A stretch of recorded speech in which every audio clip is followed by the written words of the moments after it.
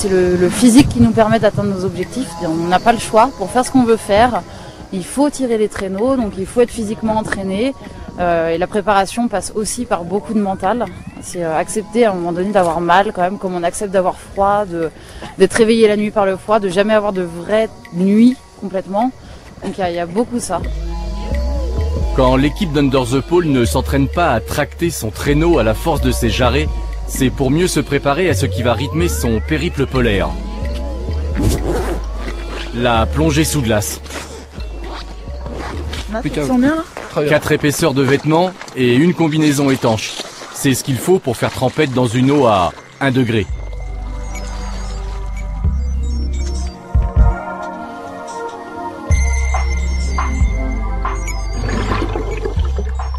On rentre vraiment dans un univers par une porte qui est le trou qu'on a ouvert dans la glace. Et donc au niveau sécurité, on est obligé de mettre des choses en place, notamment un fil d'Ariane. Donc on est toujours relié à la surface. Il y a quelqu'un qui est en sécurité à l'extérieur du trou, avec qui on communique via la longe. Avec des 3 coups, c'est une question, est-ce que ça va? L'autre répond 3 coups. S'il y a plusieurs coups, ça veut dire rappelle-moi, ou voilà. Under the Pole, ce sont 8 personnes qui s'apprêtent à parcourir quelques 800 km à pied du pôle Nord jusqu'à Cap Columbia dans le Grand Nord canadien. 800 km sur un océan gelé, 3 mois en Arctique, moins 35 degrés à l'horizon, drôle de balade, drôle d'idée.